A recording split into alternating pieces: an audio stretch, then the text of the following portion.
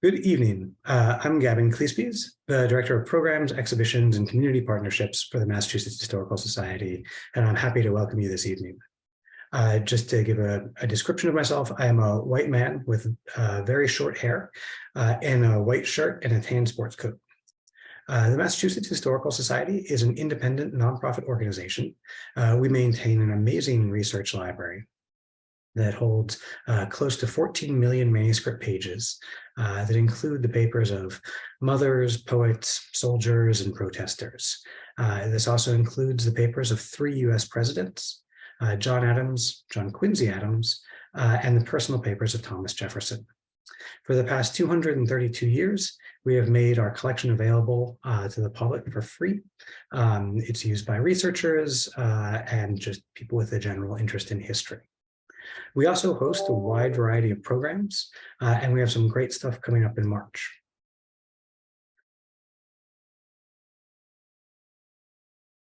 A little bit of housekeeping before we get started with our program this evening.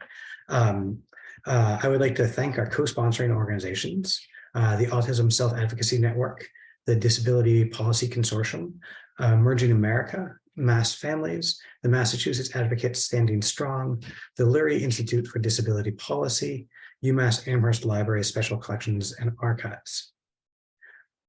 I would also like to thank our ASL interpreters and live captioner. And finally, I would like to acknowledge the work of my colleague, Olivia Saya, who has been the main planner and point of contact for this program series. We're only able to host programs like these thanks to the support of our members and donors. We hope you'll return for future events, and we'll hope you'll support our work by becoming a member or considering a donation. Tonight, we are joined by 3 panelists and a moderator who will discuss the decades of work of activists in the disability rights movement, both in Massachusetts and nationally. Our panelists this evening include Maria Palacios, now I've forgotten how to pronounce it, Palacio, a feminist writer, poet, author, spoken word performer, a professional presenter, polio survivor, mother, and disability activist. Known in the artistic world as the Goddess on Wheels, her multicultural background and passion for onstage performance have come to life through various events. Her work embraces self-acceptance, empowerment, and social justice surrounding women with disabilities, gender, and sexuality, and a wide spectrum of issues related to diversity. She is the author of several publications and the founder of the National Women with Disabilities Empowerment Forum, which Maria has also been bringing to Houston since 2010. Colin Killick is the Executive Director of the Disability Policy Consortium, a statewide civil rights advocacy and research organization run by and for people with disabilities. He co-founded the Housing Advocacy Leadership Team, which since 2014 has successfully advocated to more than quadruple Massachusetts investment in affordable housing for people with disabilities. He also led DPC's successful effort to overturn and replace Massachusetts discriminatory COVID-19 crisis standards of care in 2020. He attended Harvard Kennedy School of Government, where he earned his master's in public policy and was awarded the school's RFK Award for public service. Cheryl Cumings is the Workforce Development Manager for the Seattle Lighthouse for the Blind. Earlier, she was the founder and executive director of Our Space, Our Place. She graduated from Princeton University with a BA in International Relations and received her Master's of Law and Diplomacy from the Tufts University Fletcher School. She completed the Leadership Education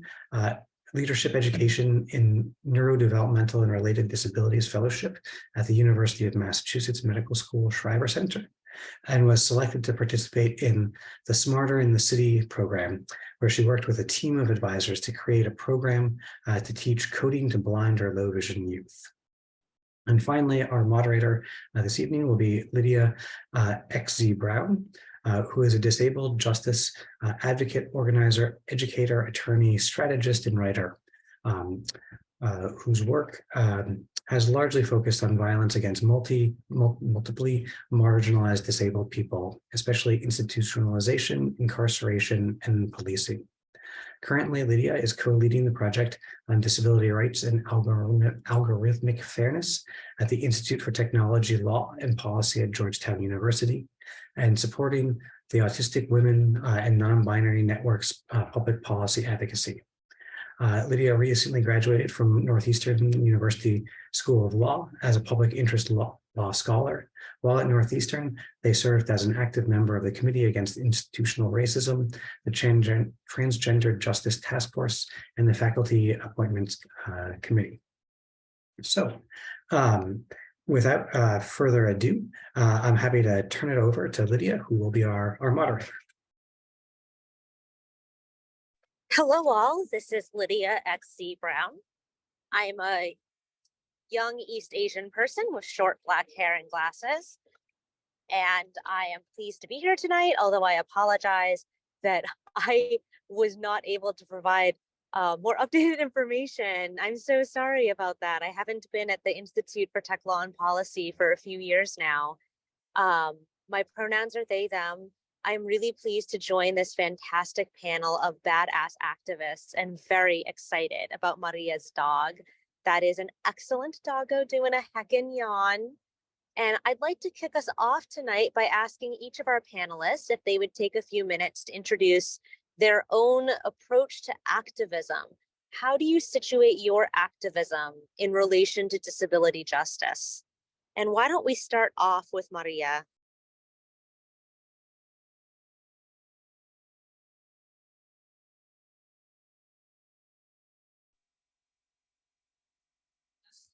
Sorry, I was trying to unmute myself. I think I did it. Thank you so much, Lydia. It is such a pleasure to be here with you all today. Thank you so much for having me. My name is Maria Palacios. I am a light-skinned Indigenous woman. I have dark hair, although you can't see it because I'm wearing a black hat. I have brown eyes and I'm wearing a white top. And currently I have a white Chihuahua sitting on me who's very pushy and very affectionate. And I had to stop and pick him up. And just so you know, I have another little dog who's jealous and wanted to jump on me as well. So my pronouns are she and her. And I am representing Sins Invalid. Sins Invalid is a disability justice, performance art, and movement building organization. We are based in the Bay Area. But staff were located all over the place. Thanks to technology, we're able to do that. I am Sins Invalid's Spanish language community outreach coordinator. I have been with Sins Invalid in that position for the last, I want to say year and a half, but I feel like I've been part of the Sins Invalid family for a long time. I've been a performer for Sins since 2007. And I've been part of every single show since then, in addition to also facilitating workshops and representing artistically and in various forms. I am a disability activist, as my bio sort of mentioned. I'm an artist, I'm a spoken word performer. So yeah, and the question was, gosh, I hope that I didn't forget the question by now. From what I understood, it is how does my activism represent itself? Or I'm totally paraphrasing. I'm sorry, Lydia. So the way that I look at my work, I like to call it artistic advocacy, artistic activism. I feel that everything that I do it through art. I do it with, you know, with this level of passion that has an artistic cut to it. You know, I feel that art is such a powerful venue and a powerful vein and a powerful conductor of activism and advocacy and change. So I hold on to that. I hold on to that like for dear life. It's how I save myself and hopefully also help save other disabled people. So and I think that's how I connected to disability justice, is in that belief that what I have to give, that my personal humanity is part of the thread of life that will keep on going. And I kind of like get emotional thinking about it, you know, to realize and recognize how the non-disabled world pretty much once has gone. And here we are having webinars like this one, where we are sharing our history and where we came from as Crips, as disabled people, how far we have come and how far we still have to go. So that's a check from me, and I'll pass it back to you, Lydia. And I'm going to mute myself in case it don't work. Thank you. Colin, why don't we turn to you? And just to reiterate the question, it is, how do you situate your activism in relation to disability justice?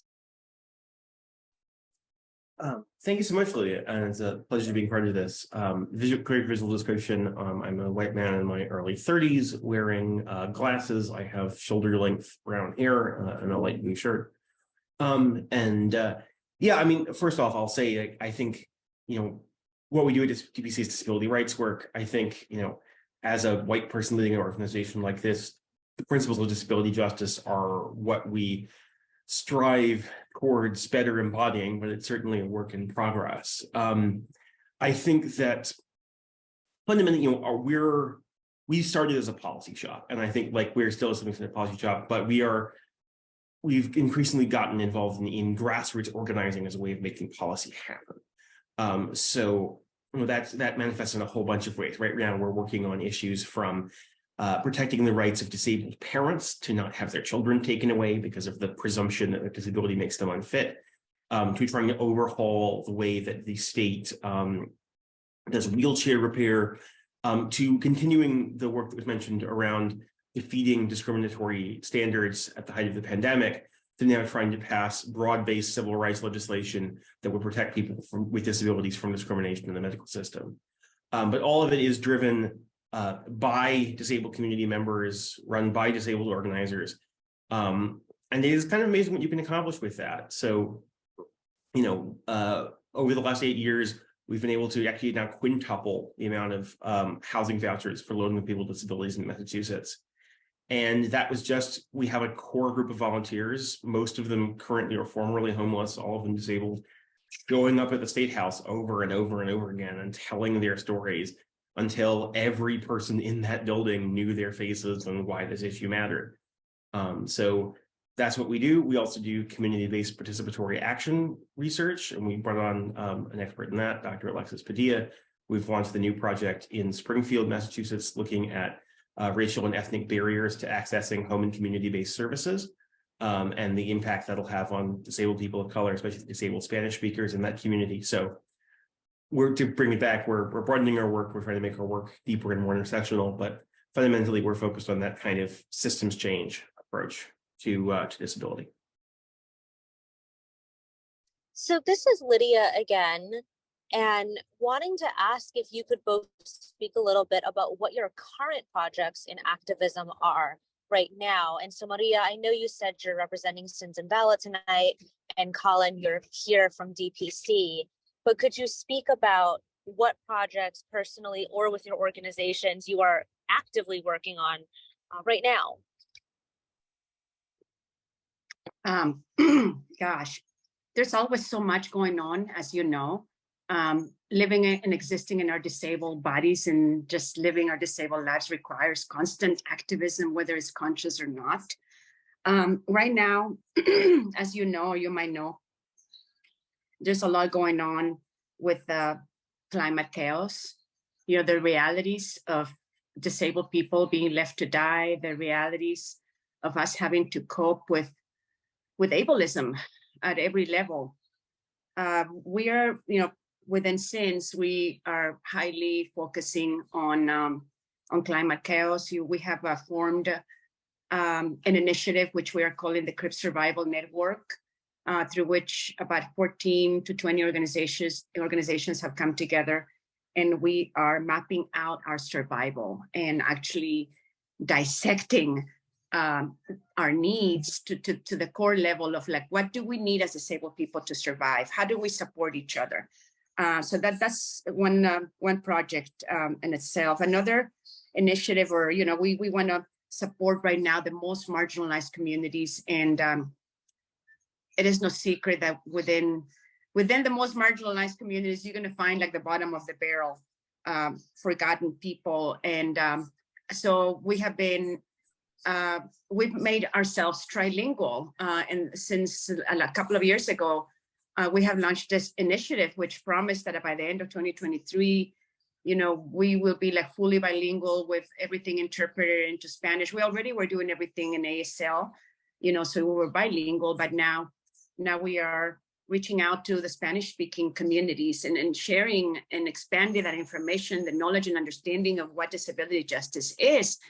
And as someone myself who grew up Latina and who came to the United States as an immigrant, and by the way, one of the things that I'm very, very proud of, with which I should have mentioned in my introduction, is that I'm one of the Capitol crawlers, from the now iconic March of 1990. And so I am very much a product of disability activism, the movement in itself. I was there, during this amazing march. I was part of that history, and yet, as a Latina, as a person of color, as someone who's an immigrant, I felt like even though I was there, I was not there, kind of thing. So yeah, for me, it's very important now to reconnect with the Spanish-speaking world, because language justice is now something that we are actually talking about, and something that connects with at the intersection of disability, at the intersection of disability justice, the intersection of language justice, and all the various intersections of life that, as we know, we need to address. So yeah, we're constantly involved. Also, we are planning to have our very first live show in October this year. Since 2016, we have not had a live show since 2016. And those of you who know Sins Invalid know that our advocacy, our activism often comes presented through art, on stage. So yeah, these are some of the exciting things that are happening in artistic activism.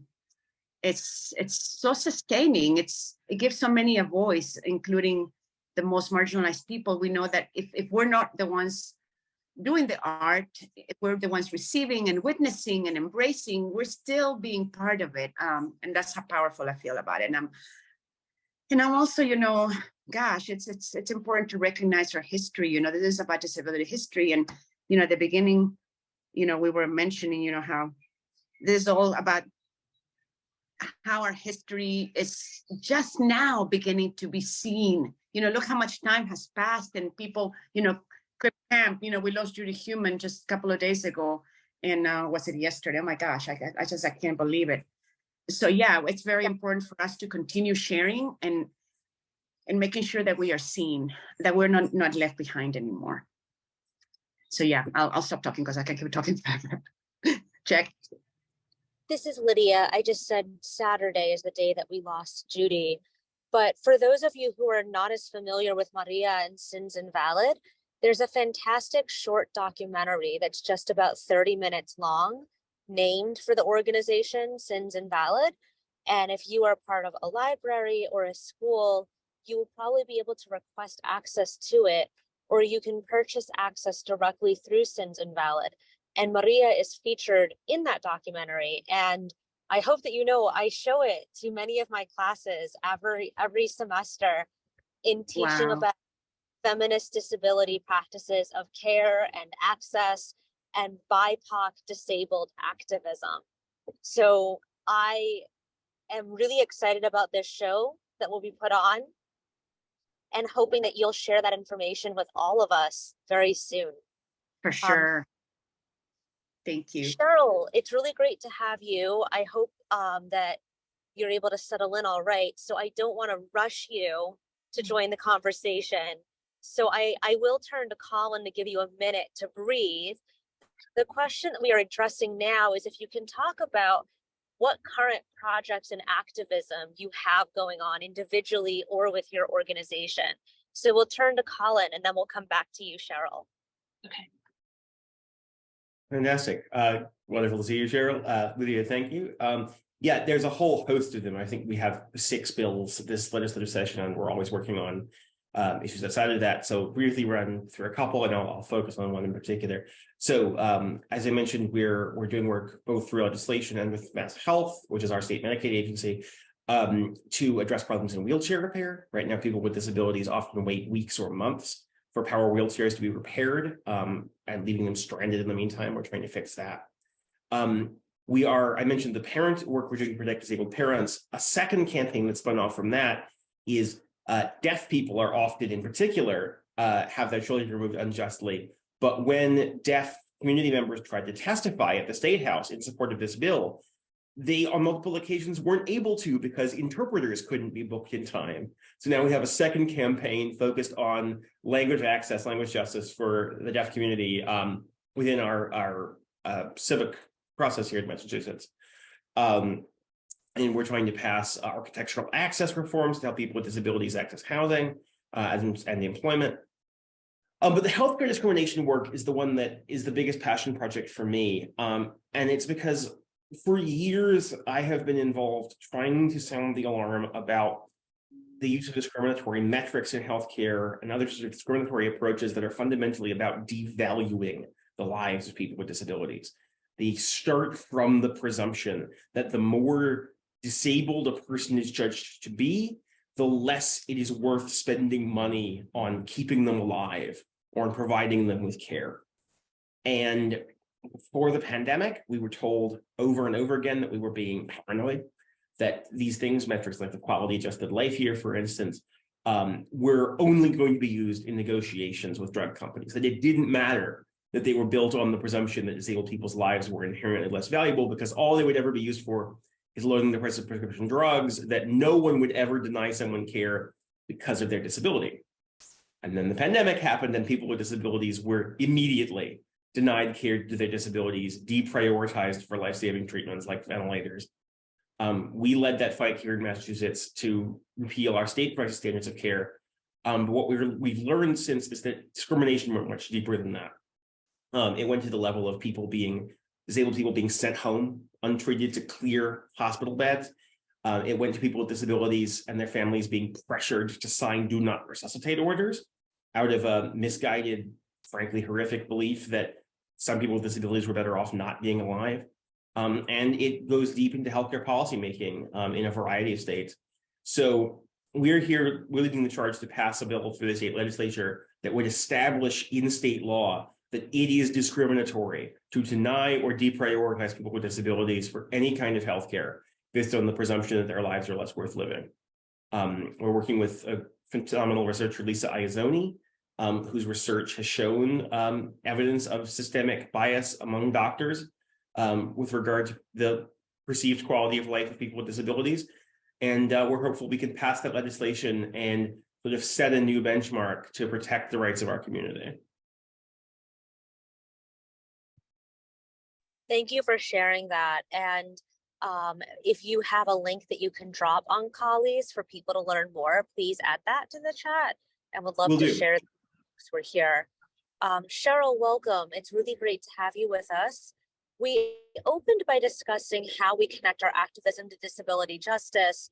And then I've asked folks to talk a bit about current projects. So sorry for the twofer, but to the extent you are comfortable, would you be willing to address those two very closely connected questions? Sure. So my apologies about not being here on time. I was in another meeting that I couldn't easily get out of.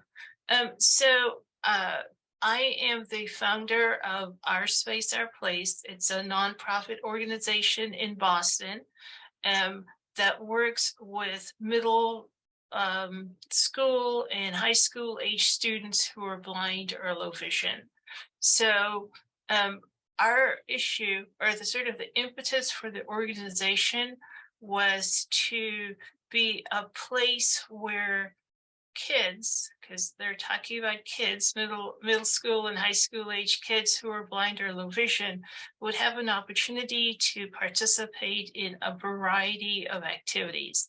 And all of these activities, in some way, we thought would contribute to people gaining self-confidence and gaining self-esteem and being able to then, think about their lives and their options as they think about sort of next steps, or they think about, what do I want to do after high school? What do I want to do when I'm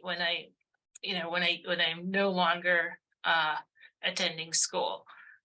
So we've used a variety of activities. As I said, we usually offer theater classes, we do sporting activities.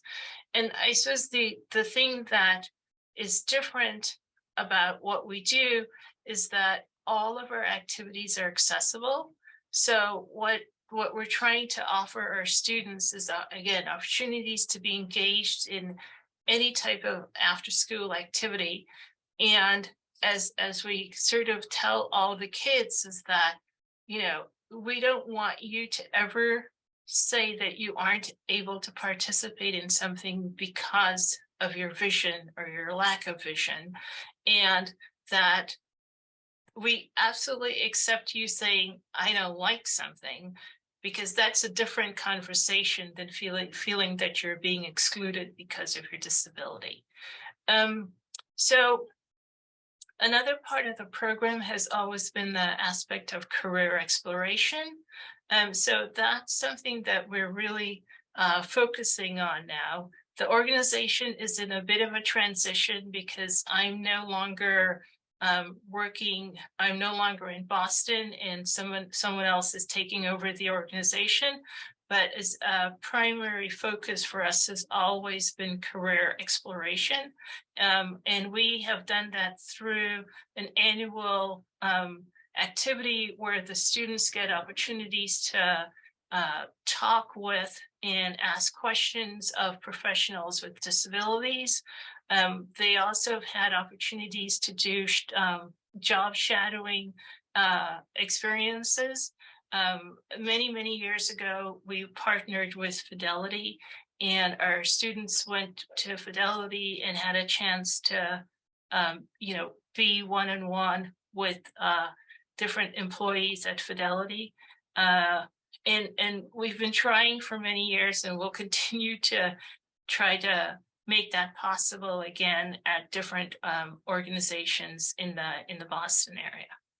So career exploration is our focus, and that's what we're going to work on, because I'm sure people here have heard that within the blindness community, there's an extraordinary high rate of employment. The data is a little uncertain, but the one that I think that is really applicable is the fact that 2/3 of the people who are blind who want to work are unable to get hired.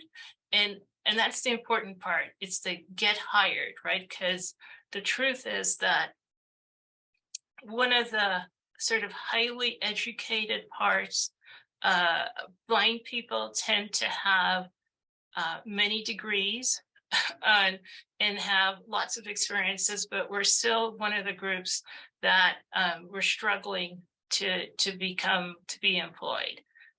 And so part of what we're hoping to do with our organization is to get our students involved in the work world early enough so that they can start developing contacts and developing, I think, again, sort of the self-esteem and the self-confidence we think needed to be able to pursue successful employment whenever they get to that stage.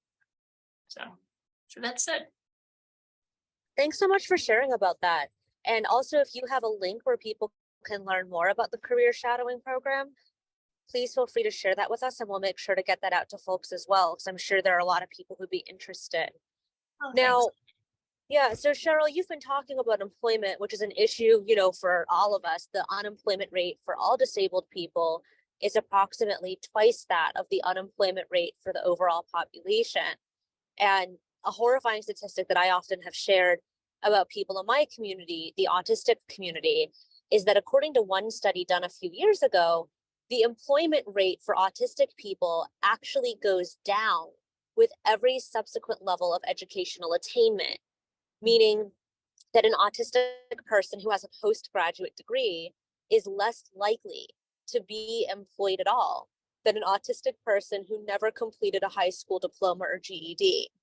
And that, of course, speaks horrifyingly to systemic ableism, even without having access to disaggregated numbers that would give us more information about the autistic community based upon, experiences with race and religion and living in urban versus rural area and gender and sexuality. That is just an overall set of statistics about our employment rate.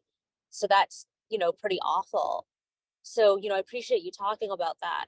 And Colin, you spoke quite a bit about DPC's work on healthcare issues, as well as an access to housing for low-income people with disabilities in Massachusetts in particular.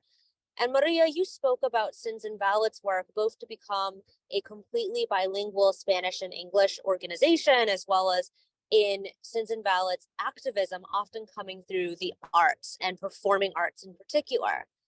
I want to turn the conversation now to ask you to speak a bit about how disability justice and disability activism broadly show up in disabled people's everyday survival. And for this one, I'm going to turn to Colin first, and then I will turn back to Cheryl and then Maria. Wait, sorry, can you restate the question? Sure. The question is, can you talk about how disability justice or disabled activism generally show up in relation to our everyday survival? Yeah, I mean, I think honestly, in almost every aspect of our daily survival, when I'm involved in conversations around health policy, for instance, one thing I'd like to say is that there's a lot of discussion these days about social determinants of health, and that's very real for people with disabilities. Our access to housing, to transportation, to food, et cetera, impacts our health. But we also have sort of the reverse, which is health-determined socialization, which is for a lot of people with disabilities, if your healthcare services fall through, whether that's your PCA or durable medical equipment or medication or whatnot, your access to the outside world is also entirely cut off. Your access to your job, your access to your family, and that's the best case. The worst case is you also become ill or even die. But yeah, I think that people with disabilities are in the position of having to fight constantly. Every disabled university student has to be an organizer to some extent, because if they don't fight for their rights, they won't be respected. Every disabled, transit passenger has to be ready to stand up and, point out when things are inaccessible, because they're not necessarily going to be accessible by default. Every disabled tenant has to some extent, be a housing advocate when their housing needs aren't respected. And it's exhausting, and it's fundamentally unjust that our day-to-day existence requires so much fighting, but it is an opportunity where we can come together and at least fight collectively rather than individually.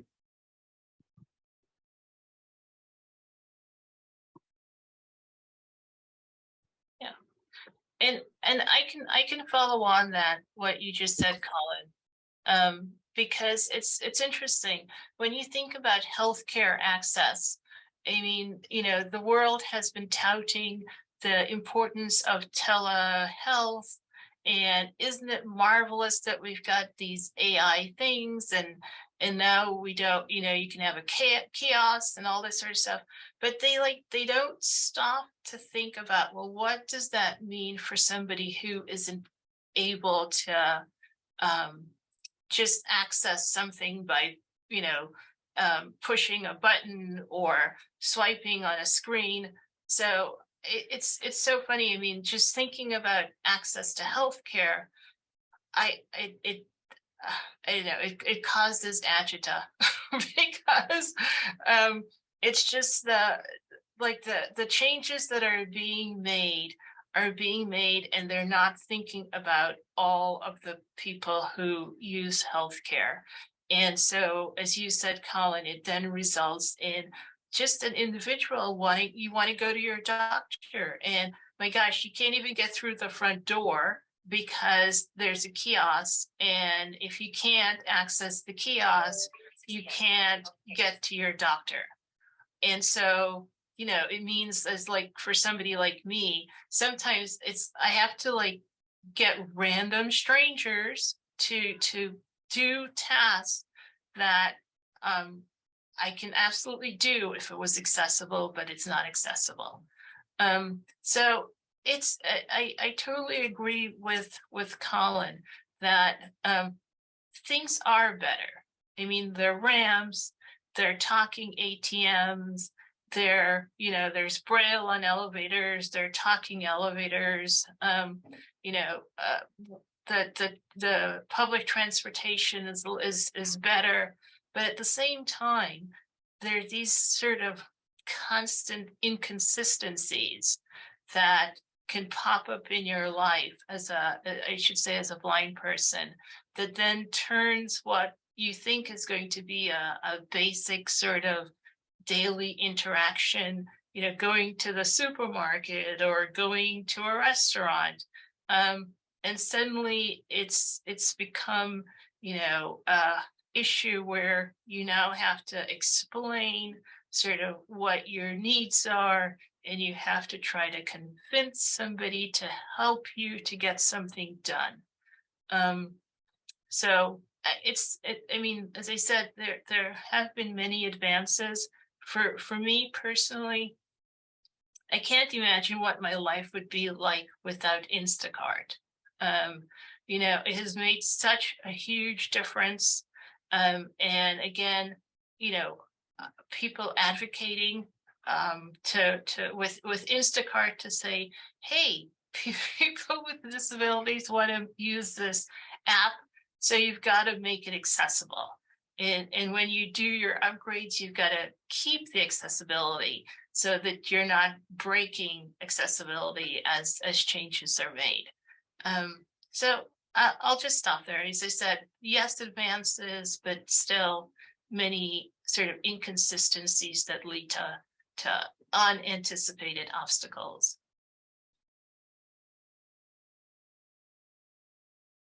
Thank you for sharing that, Cheryl. And Maria, last but not least, I'm hoping that you would be able to talk about this too, about disability justice and activism in our everyday survival. Yeah, absolutely. First of all, I love the question. I love, how does disability justice show up in our everyday survival? And I can tell you one thing, as a disabled person, I feel that disability justice saves lives. It saves our own lives. And the way that it shows up for me, the way that I have observed disability justice show up in our disabled lives, in our communities, is in our ability to, first of all, love ourselves. Ableism is so brutal and so evil that it has taught us to hate who we are as disabled people, to hate ourselves, to hate other disabled people.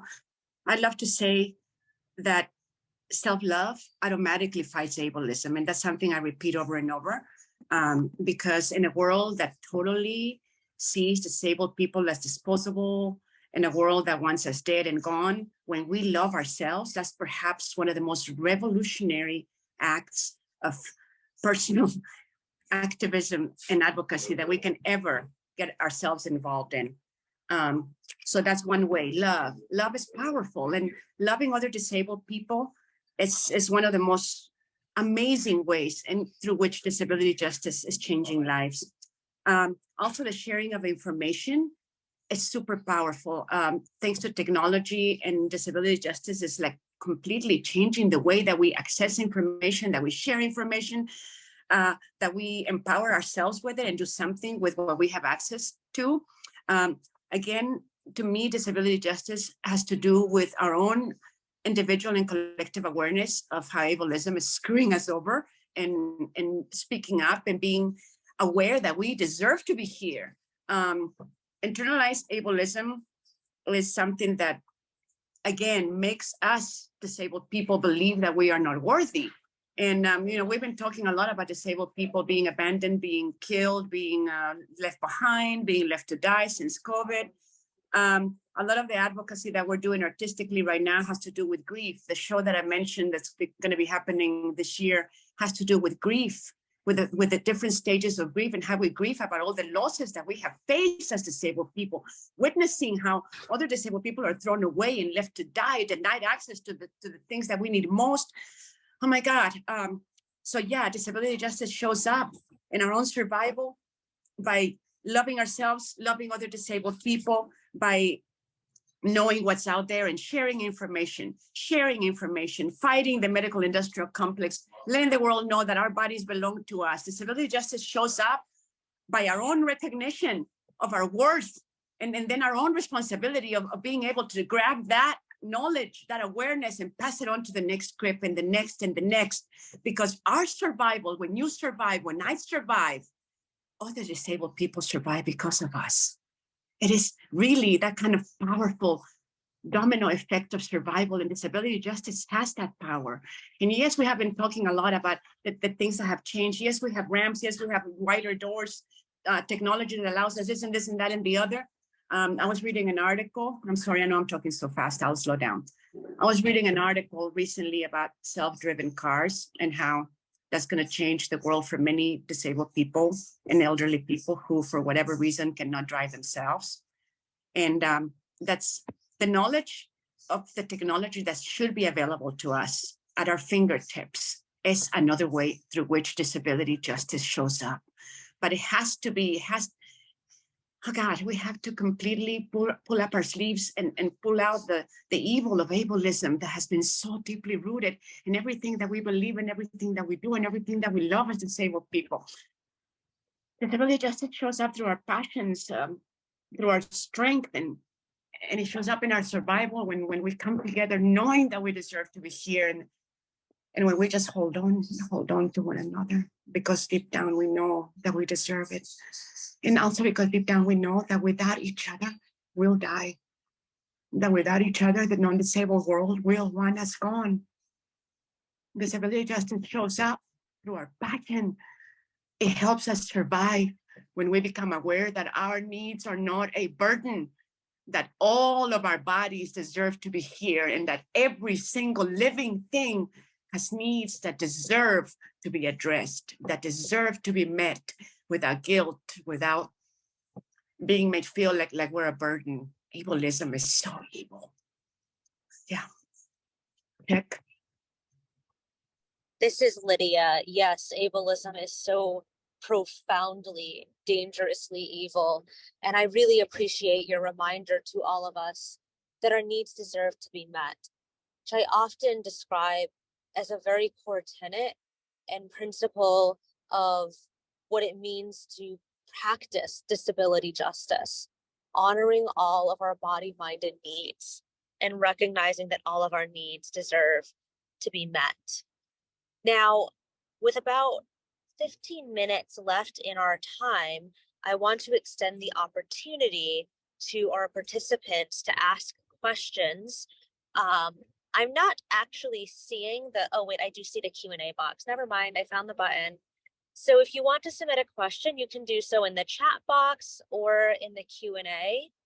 Or if you do not feel comfortable typing, you can request to be allowed to speak, and I'll see if we have the ability to give you a short while. We only have time likely for 2 questions, maybe 3, if they're short. So let's take the first question that we have. This is an anonymous question that says, how can we connect with other participants? So if you're here tonight and you're comfortable with other people contacting you, you can share in the chat box the contact information you are comfortable sharing with others. I would suggest that if you do that, that you add something about your activism or your work or what your interest might be in connecting with other people so that they know what it would be comfortable to reach out to you about. I just wanted to say real quick, this is Maria, that the chat is not accessible to me, but I would love it for people to be able to reach me. If you Google me up, just Google me up as Goddess on Wheels, and you'll find all ways of connecting with me. But if not, just Palacios at sinsinvalid.org. Like my first initial, my last name, at sinsinvalid.org.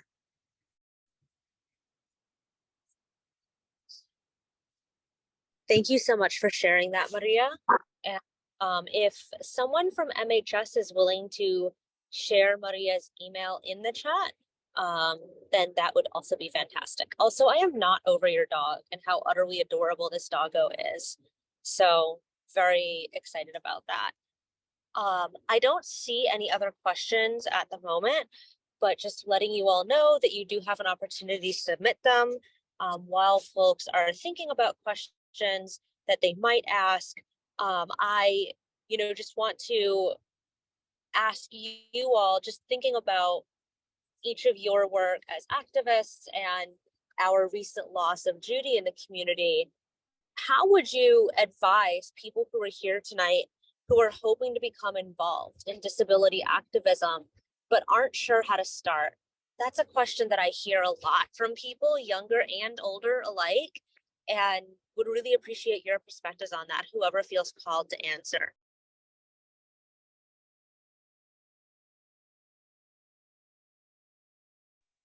I'm sorry, this is Maria again, and I have to let you know that my dogs bark so loudly, and I did not hear the question at all, so I apologize deeply. My question was, I hear often from many people, both very young people and very old people and everyone in between, that they want to be more involved in disabled activism, but they don't know how to start. They don't know how to be connected. They don't know what organizations or projects exist. They don't know our history at all. And they want to know, what can I do to become involved? That's a great question. Do you mind if I answer it real quick before my dogs bark? Go for it. Okay, cool. Yeah. I thank you. First of all, it's so heartwarming to know that other people want to get involved, because it is so easy to feel invisible. I suggest that one of the first things that anybody who wants to get involved do is just look around and begin noticing disabled people. We have been forced into so much invisibility that the non-disabled world has gotten used to not seeing us. So the first thing that I suggest that you do is start looking around, and you'll see us, because we're only invisible because you don't see us. Also, every city, every place has disability-led organizations. I suggest that you learn from us, that you learn directly from disabled people. Anybody can access book knowledge, and book knowledge is great, but it only gives you one side of the story. You need to really come to us and learn from marginalized communities. And another suggestion that I have is lose the fear and know that, as difficult as it may be, disabled people, we're just people. We're just like you, except that we have to deal with ableism. So yeah, look for disability-led organizations, learn directly from our stories, have a disabled friend, include us in your lives, and look around, you will find us. Great, thank you so much for sharing that, Maria. Cheryl or Colin, did either of you have any advice that you would like to give? I'd say, the first one is, I think people underestimate how powerful their stories are. So if you have stories of encountering discrimination, of struggling to find housing, of, dealing with a doctor who's discriminated, or having trouble getting a wheelchair repaired, or, having to, if you're a parent, encountering discrimination based on your disability, those stories can move people. They can have impact. So if you're in Massachusetts, you're more than welcome to reach out to me. My email's in the chat. No matter where you are, there's probably an independent living center near you, and they were very likely involved doing advocacy work. There's a lot of disability organizing that takes place online in various communities on Facebook. If you look for things on Twitter, although of course Twitter is a real problematic platform at the moment. But yeah, I would say reach out. Stories are the fundamental weaponry of community organizing. It's what we use to affect change. So if you're willing to speak up, you can have an impact. That's it in a nutshell. So I agree. I think, as both Colin and Maria have said, there are disability-led organizations all across the United States. And I think, once you've sort of identified, I suppose, which group or like what you might be interested in doing, I think you should reach out and find out if that's the type of work that's being done. And I would say, you know, don't get discouraged. So if you reach out to one group and it's not, turns out that it's not the right place for you or whatever happens, I mean, there's a large variety of issues that need advocates working on them. So keep trying, because you will find a space for yourself. Thank you so much for sharing that. So we did have a question from Ellie, E-L-L-Y, Kalfus, K-A-L-F-U-S, who asked if each of you would be able to share some local Massachusetts moments or campaigns in disability history for us to look up on our own. So, you know, this is probably more of a question for Colin and Cheryl, being based in Massachusetts. And for those who don't know, I am originally from Massachusetts. I suggest looking up the awful sordid history of the Judge Rotenberg Center and advocacy against it. It is an institution in Canton, Mass, on the South Shore that has been in operation since 1973 and electric shocking disabled people with intentionally painful shocks as a form of behavioral modification, quote unquote, treatment since 1988. And currently it is 100% legal and signed off on by judges in Massachusetts courts. And it's the only institution in the entire country known to use this type of electric shock torture. So, you know, I suggest looking up JRC, but in addition to advocacy against JRC, Cheryl or Colin and Maria, if you happen to know anything, I'm not sure if you do, but if you do, what would you share for people to learn about in Massachusetts disability history? I would share a more sort of recent activity, which is the fact that we were able to get electronic accessible ballots passed recently in Massachusetts. So that means that as a person with a disability, you can request that for your voting, that you are sent basically a link that you can then use to access your ballot, and you can vote that way. So electronic accessible voting is one of the more sort of recent. I think of it as a triumph because it just made voting so much easier and so much more accessible. So I would think that's something you could look up. Thanks for sharing that, and congratulations on that success, Cheryl. Voting is something that I care about deeply, not because I believe that it will lead to our liberation, but because I believe that for those who have the ability to vote, voting materially affects the conditions that we organize under. As folks who will be and have been for a long time deeply involved and invested in activism and organizing. So I really appreciate that. And for those who don't know, this was definitely not in my bio. I ran for state legislature last year. So, you know, really excited to hear about any state that is moving forward voting access. Colin, did you want to add anything to that? Sure. Yeah, well, I will second the recommendation that Lynn put in the Q&A, which is to look about what went on at Fernald, which was the quote unquote school for people with intellectual and developmental disabilities in Massachusetts, which all kinds of human rights abuses were perpetrated. And in recent years, there's been a real push. Alice Green has been the first leading it, but our organization and others have been involved in trying to document that history. There's now going to be a state commission investigating it. And then for more recent history, I would just urge folks to go on Google News and punch in Massachusetts crisis standards of care and look at those stories chronologically from they play out over the course of 2020. Because on the one hand, it's a really interesting story of how at the beginning, people with disabilities were not considered or consulted at all on these, and the result was a standard that strongly discriminated against us. But then it's also a story of how the disability community pushed back, got those standards repealed, and eventually got a seat at the table to draw up those new standards. I was very proud to play a part of it, and I think it's an example of, one, how we are not given seats at the table, but on the other hand, how we can take seats at the table and ensure that our rights are actually respected in moments of crisis.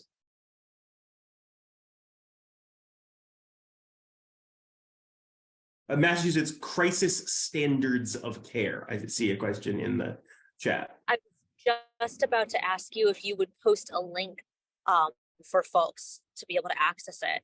And I see Gavin on, so I feel like that is the shepherd's cane about to drag us all off the virtual stage. So want to extend a very warm and enthusiastic thank you to all three of our guests, Colin, Cheryl, and Maria, to our ASL interpretation team, to our cart captioner, and to the staff of the Massachusetts Historical Society for hosting us and this fabulous panel series. And with that, I'll turn it back to you. So I was actually just coming on to say thank you all for a wonderful discussion, very enlightening. And I just wanted to thank everyone who attended, thank our ASL interpreters and our live captioner, and all the people who helped make this series possible. So thank you all for a wonderful conversation and being part of a great series. 5 of the 9 programs we did in 2021 are also on our website there if people are interested in any of that content. So thank you all again, and have a great rest of your evening.